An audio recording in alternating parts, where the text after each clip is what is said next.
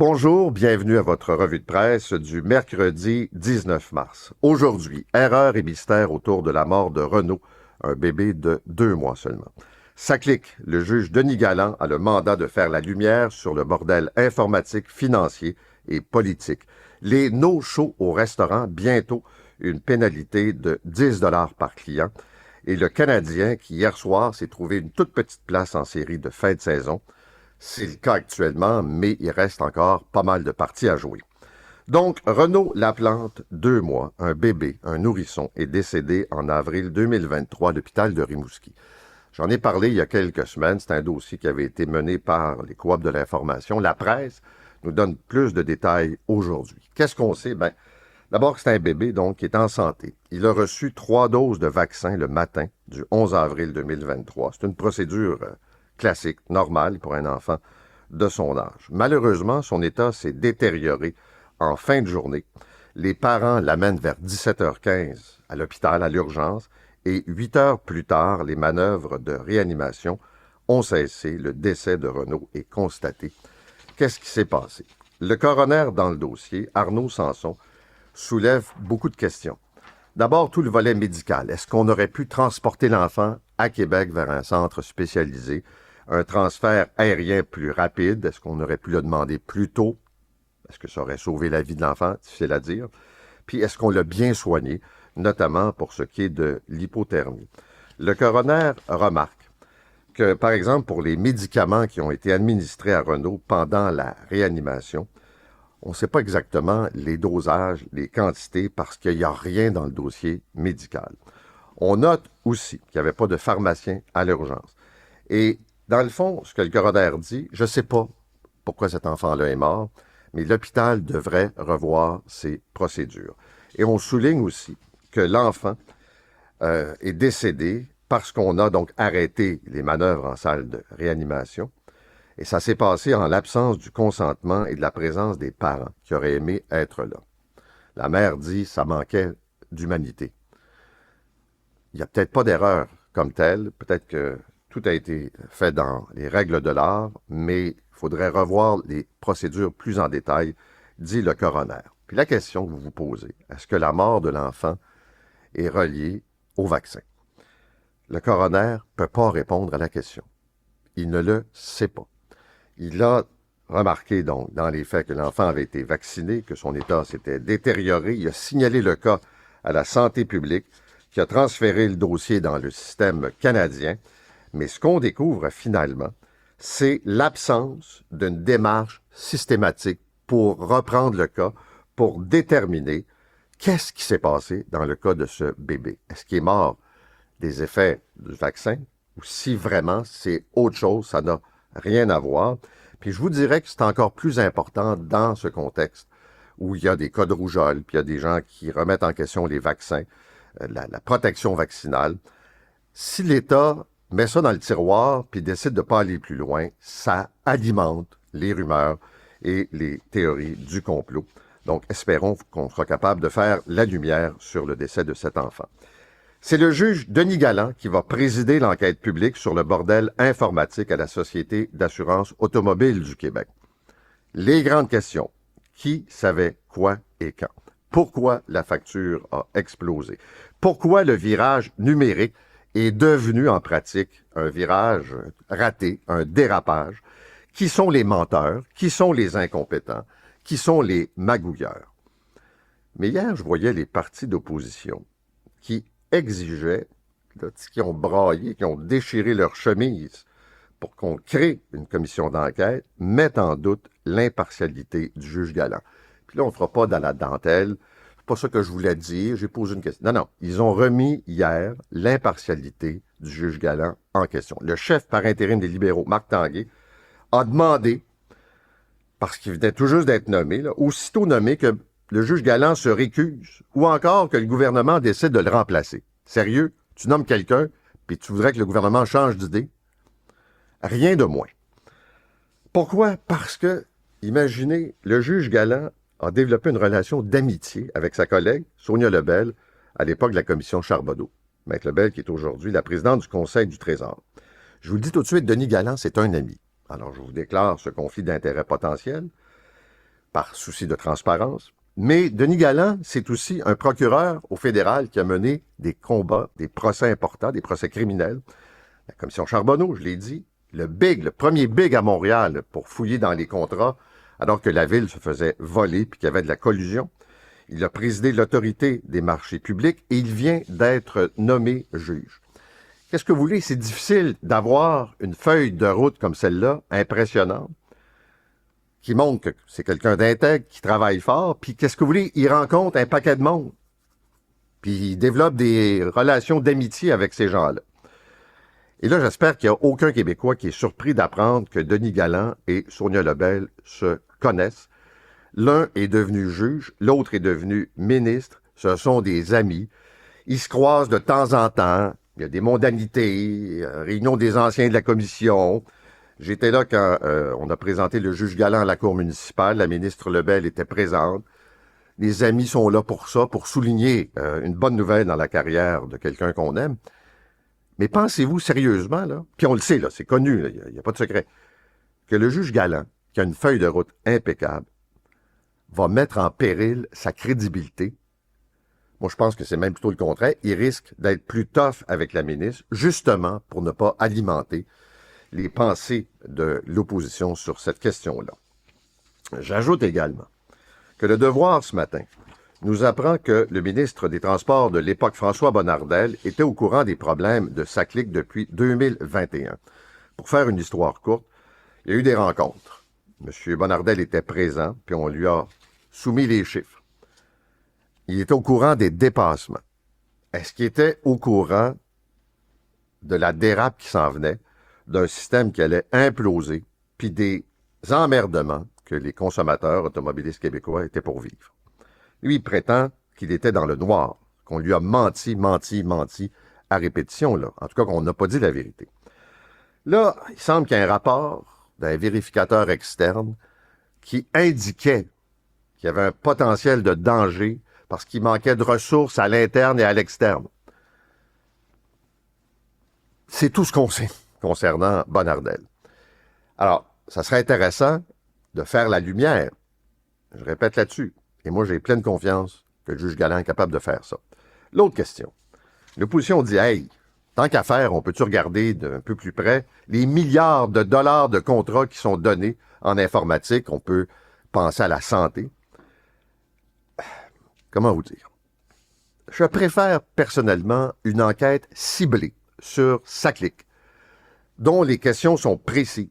Les réponses vont venir rapidement. Là, on va avoir le rapport l'automne prochain, fin de l'année, là, rapidement, qu'une enquête large, floue, avec un mandat qui va durer quoi? 3 ans, 4 ans, puis des recommandations qui peuvent s'appliquer, je dirais, à l'ensemble des contrats gouvernementaux.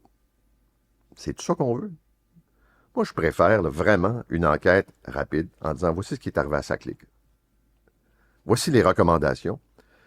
Puis, déjà, on serait en mesure de faire des changements dans l'octroi des contrats. Ça donne rien d'étirer ça dans le temps, en pleine campagne électorale. Sérieux, je pense que c'est la meilleure approche. D'abord, comprendre ce qui est arrivé, puis en même temps, jeter un coup d'œil du côté de Santé Québec. La PDG, je vous le disais hier, a déjà demandé de mieux contrôler les dépenses informatiques. Ça, c'est l'effet Éric Kerr, c'est l'effet de la commission d'enquête publique. Mais je vous dirais qu'en soi, c'est une bonne nouvelle. En parlant de la santé, Christian Dubé nous dit que c'est pas normal qu'il y ait plus de fonctionnaires encore à Santé Québec puis au ministère de la Santé. La presse le disait, le Journal de Montréal nous parle de 200 fonctionnaires de plus.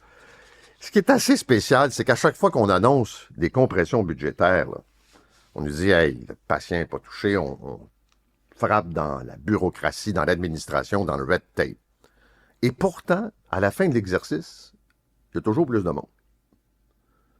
C'est comme si la bulle bureaucratique prenait de l'ampleur, le mammouth devenait plus pesant. Et là, le ministre Dubé nous dit, quand j'ai créé Santé Québec, c'était pas pour avoir un organigramme comme M. Abergel, le numéro 2, l'a concocté, là, avec ben des tablettes, ben des gros titres ronflants de vice-président, puis les gros salaires, des gens qui commandent des études, des PowerPoint, des analyses, 24 mains sur le même volant. Et je m'attendais à une structure agile, petite équipe, capable de se revirer rapidement. Ben, c'est pas ça qui entre les mains. Et là, il va demander certainement une forme de dégraissage pour être capable d'opérer mieux. Je comprends que c'est une nouvelle structure, que c'est compliqué à implanter. Puis là, mais vous avez des gens là, qui font la même chose à Santé Québec, pour le ministère de la Santé. Puis là, c'est une guerre de pouvoir entre les fonds-fonds, ce qui fait que c'est déjà, après quelques mois seulement d'existence, malheureusement assez sclérosé. Parlons de votre portefeuille. Pourquoi? Parce que l'inflation est à la hausse. Le cadeau du temps des fêtes de Justin Trudeau, puis du début de l'année, là, donc de faire sauter la TPS, ben, c'est terminé. On l'applique à nouveau. Ce qui fait que pour l'indice des prêts à la consommation, c'est autour de 2,6 %. Qu'est-ce qui coûte plus cher? Vous l'avez sans doute remarqué. L'essence, les voyages, les assurances automobiles, l'alimentation, le logement aussi, on le voit en ce début d'année. Alors, on est convaincu que c'est une tendance là, qui ne va pas s'effacer du jour au lendemain, pour deux raisons. D'abord, le dollar canadien n'est pas en grande forme. Notre UR est dans le fond du sous-sol. Deuxièmement, il y a l'ami Donald qui se prépare au mois d'avril à imposer ses tarifs. Qu'est-ce que ça va avoir comme impact? Est-ce que les prix vont exploser? Quels produits seront plus durement touchés? Comment le consommateur va se comporter? En résumé, l'inflation ne va pas se résorber. Et la Banque du Canada, au mois d'avril, va regarder la situation. Il serait étonnant que les taux d'intérêt baissent encore. La probabilité, c'est que ça ne bouge pas. Et pour des gens qui doivent renouveler leur hypothèque, on sait que les paiements vont augmenter. C'est le premier volet. Deuxième volet, Québec, nous dit la presse, se prépare à permettre aux restaurateurs d'imposer une pénalité de 10 $ pour les no-shows, les gens qui ne se présentent pas. Attention, attention, il y a bien des modalités à venir. D'abord, ça touche les groupes de 5 personnes ou plus qui font des réservations. Vous réservez avec votre conjoint, votre conjointe, vous décidez de ne pas y aller pour toutes sortes de raisons, vous n'êtes pas visé par cette mesure. Ça, c'est la première chose. Deuxièmement, les réservations pourront être annulées sans frais jusqu'à 3 heures avant qu'elles ne débutent. Alors, vous avez une réservation pour 20 heures, ben, vous avez jusqu'à 17 heures pour l'annuler. Si un seul membre du groupe se présente, il n'y a pas de mesure punitive. Alors, assurez-vous qu'il y a au moins une personne qui se pointe. Et du côté du restaurant, ben, le propriétaire devra informer la personne qui a des frais potentiels, s'il décide d'en imposer, et que 2, il y a un rappel de la réservation qui doit être fait dans un délai de 6 à 48 heures avant l'heure prévue. Ce serait bien qu'on ait ça pour les rendez-vous en santé. Ça limiterait le nombre également d'absences. Donc, ça veut dire aussi pour les restaurateurs qui n'ont pas de système un peu plus sophistiqué, des dépenses, des investissements. Alors, ce sera confirmé, puis on verra à quel moment ça va entrer en vigueur. Une autre journée dans la vie de Donald. Alors, d'abord, quand je vous parlais de sa fixation sur le Canada, hier, il a fait une entrevue à Fox News, puis il a dit « J'aime pas le Canada ». Ça, c'est le premier élément de sa journée. Objectif 2 avril pour la liste des tarifs. Les juges qui ne pensent pas comme lui, qui rendent des décisions qui ne font pas son affaire, ça l'énerve, et il veut maintenant faire destituer un juge qui bloque l'application de l'un de ses décrets. Et l'appel à son héros Vladimir Poutine n'a pas donné grand-chose. Donc, M. Trump était en entrevue à Fox News, terrain confortable, et l'animatrice lui a demandé, je voyais ça dans le Journal de Montréal ce matin, « Pourquoi vous êtes dur avec le Canada? Pourquoi vous en faites un adversaire principal? C'est un voisin, c'est un allié depuis longtemps. » Et Donald a répondu, « C'est seulement parce que c'est censé être notre 51e État. » Puis là, je revoyais son discours sur la frontière, les vieux traités, les lacs, le fait que c'était comme un coup de crayon avec une règle, et que le Canada devrait faire partie des États-Unis. Il l'a dans la tête. Il a également dit que c'est l'un des pays les plus désagréables avec lesquels traiter. Et il dit que, bon, Justin Trudeau s'en va, mais que les membres du gouvernement Trudeau avaient été très désagréables avec les États-Unis. Et que les ministres ne disaient jamais la vérité. Je pense qu'il est frustré aussi avec Trudeau, qui est un démocrate, qui pour Trump incarne, disons, ce qu'on appelle la mouvance woke de gauche, ça l'énerve. Et là, il dit préférer d'ailleurs faire affaire avec Carney. C'est une bonne nouvelle ou pas pour M. Carney, je ne sais pas. Puis il n'aime pas non plus Pierre Poilievre. Alors, Trump s'est attaqué à un juge. Et la Cour suprême a dit, M. Le Roi-Soleil, juste vous rappeler qu'il faut respecter les instances judiciaires et que vous n'êtes pas en place pour demander, d'exiger donc la destitution d'un juge fédéral. Et là, il y a un paquet de juges qui rendent des décisions qui annulent ou qui retardent la volonté du narcissique. Et ça, là, ça le rend complètement fou. Alors, il demande la destitution, justement, d'un juge, et il se sert de toutes sortes de mesures qui remontent, par exemple, au 18e siècle pour expulser des étrangers qui sont en sol américain. Et il parle d'un juge comme étant une espèce de gauchiste qui, par exemple, il a dit, je cite, « Le juge n'a pas été élu. C'est un gauchiste radical, dérangé, fauteur de troubles, un agitateur qui a été nommé par Barack Hussein Obama. » Alors, même la Cour suprême lui dit, « Écoute, Trump, tu peux pas faire ça. » Et ça fait partie des éléments dérangeants. Quand tu t'attaques aux institutions, au système de justice, que tu n'acceptes pas les décisions, on pense pas comme toi, donc on est corrompu, on est à la solde des démocrates, ben ça crée un climat, disons, d'anxiété et d'inquiétude. Le président des États-Unis ne respecte pas les institutions. Et puis, vous avez cette décision, d'ailleurs, qui dit que Elon Musk, qui est le numéro 2 de la Maison-Blanche, il n'a pas le droit de rentrer dans l'Agence internationale d'aide et de passer la tronçonneuse. Ça relève du Congrès. Donc, les mesures prises par M. Musk de démanteler l'agence puis de dire c'est extraordinaire, on a mis tous les programmes à la poubelle, ben, il n'a pas le droit légalement de faire ça. Donc, ce sont des juges qui retardent un peu les volontés du monarque. Maintenant, le coup de téléphone à Vladimir Poutine. Poutine est brillant. D'abord, il flatte toujours notre beau Donald. Et il a dit, écoute, je suis prêt là, à arrêter les bombardements des infrastructures énergétiques pour une période de 30 jours. Pour le reste, ça se discute. Il n'y a pas d'engagement ferme. Alors, Trump, qui pensait sortir du rendez-vous téléphonique en triomphant, est obligé de se ravaler un peu parce que Poutine rappelle qu'il a des volontés très claires. Il faut que l'Ukraine demeure sous influence russe.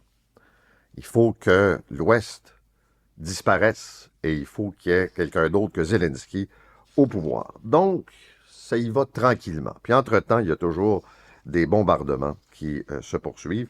Puis d'ailleurs, Zelensky dit qu'il y a eu des frappes malgré cette discussion, malgré le fait que l'Ukraine soit d'accord pour une trêve. Et puis aussi, ça se poursuit du côté de Gaza avec, encore une fois, violation du cessez-le-feu. Israël qui dit ne pas avoir l'intention de ralentir, c'est de mettre de la pression pour obtenir la libération des otages. Et répète que ce sont des cibles du Hamas qui sont visées, encore une fois. Mais je rappelle que parmi les centaines de morts, on retrouve des femmes et des enfants. Dans les autres nouvelles, le REM, encore des problèmes. C'est pas croyable. Il fait pas si froid que ça. Il me semble qu'il n'y a pas de neige. Eh bien non, c'est une question d'aiguillage. Le système va rester fragile, selon les communications du REM, pendant encore un petit bout. Combien de temps? Difficile à dire, mais c'est sûr que ça va prendre du temps. Alors, c'est l'aiguillage qui est situé tout près de la gare centrale. Il paraît que l'équipement a été fragilisé pendant l'hiver qu'on a connu. Puis là, qu'on attend des pièces, on va procéder au changement. Donc, ça va prendre encore plusieurs semaines. Qu'est-ce que ça veut dire en pratique? Plusieurs semaines où l'utilisateur du REM ne sait pas s'il va être en retard à job. Il ne sait pas combien de temps ça va lui prendre pour quitter le travail. Il ne sait pas s'il va y avoir des autobus vraiment, si les autobus vont déborder. Le REM est en train de tuer la confiance du client. Puis je voyais les propos hier de gens qui disent « Non, ça ne demandera pas tous les jours si ça ne marche pas. » là. Et je sais que la Caisse met beaucoup de pression sur les opérateurs, mais on n'est pas capable de nous dire à quel moment ça va fonctionner. Puis là, on nous promet des autobus en tout temps. Et je vous dirais aussi, à souligner, pas question de retourner vers la gratuité.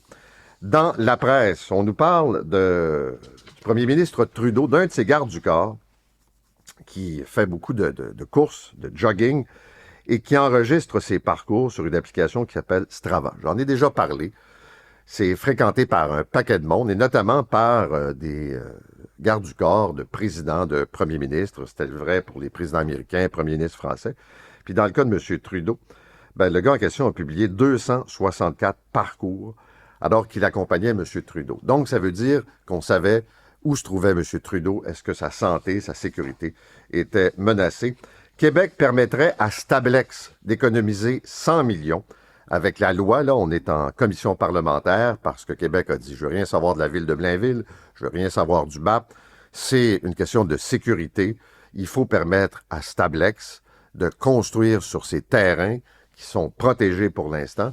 Et surtout, on vient de le découvrir, ça permet à Stablex de sauver une centaine de millions. Retour sur Terre des astronautes américains qui étaient coincés. Donc, c'est un appareil de l'entreprise d'Elon Musk, SpaceX, qui a transporté les astronautes. Ça s'est passé en Floride en douceur. Ils sont là depuis longtemps. Il y a eu toutes sortes de problèmes politiques. Trump a même essayé de récupérer l'affaire en disant que c'est Joe Biden qui laissait les gens emprisonnés dans l'espace, dans cet environnement, avec quand même des missions à accomplir. Donald, j'ai oublié de vous dire, et ça fait partie de ses fixations, là, on l'a vu avec Jeffrey Epstein, le pédophile en série, on lance des documents en disant « ça va être extraordinaire ce que vous allez trouver ». Or, il n'y avait rien là-dedans. Et là, ce sont des archives concernant l'assassinat du président Kennedy. Des pages, des milliers, des dizaines de milliers de pages. Et là, ça va prendre pas mal de temps aux historiens pour essayer de comprendre ce qu'il y a de neuf. À première vue, disent ceux qui ont regardé les documents, il n'y a rien de particulier dans ça. Ça confirme que c'est Lee Harvey Oswald qui a assassiné Kennedy le 22 novembre 1963. Il n'y a pas de trace de complot. Et là, il est trop tôt pour avoir l'examen complet. Et ce qu'on remarque, ce sont surtout des sources, des méthodes d'enquête du FBI, de la CIA qui sont protégées. Et on ne raconte pas, évidemment, tous les détails. En terminant, deux choses. Hugo Dumas en parle ce matin, mais j'ai vu en fin de semaine sur Netflix la série Adolescence. C'est magistral, c'est troublant. Ça raconte l'histoire d'un enfant de 13 ans qui commet un crime horrible. C'est britannique, mais vous avez la version française. Et je sais, c'est Netflix, là, mais on peut peut-être faire une exception. C'est vraiment très, très bien fait. L'espèce d'impact du bullying, ce que cet enfant-là a vécu, et la culpabilité des parents. Puis aussi le sort réservé à cette jeune fille qui a été assassinée. C'est tourné de façon unique. C'est le même plan, en fait la même caméra qui bouge, qui se déplace pendant toute la durée de l'épisode. Et puis pour les amateurs de hockey, bonne nouvelle, le Canadien de Montréal a gagné hier soir contre les Sénateurs d'Ottawa, ce qui fait qu'au classement officiel, ce matin, aujourd'hui, le Canadien est en série. On peut sauter de joie, mais se rappeler qu'il reste encore quelques matchs à jouer pour terminer la saison. Je vous souhaite une excellente journée. Rendez-vous à demain pour une autre revue de presse. Balado exclusif, grande entrevue et revue de presse. Retrouvez tout le contenu de votre animateur en tapant Espace Polarcan dans votre moteur de recherche.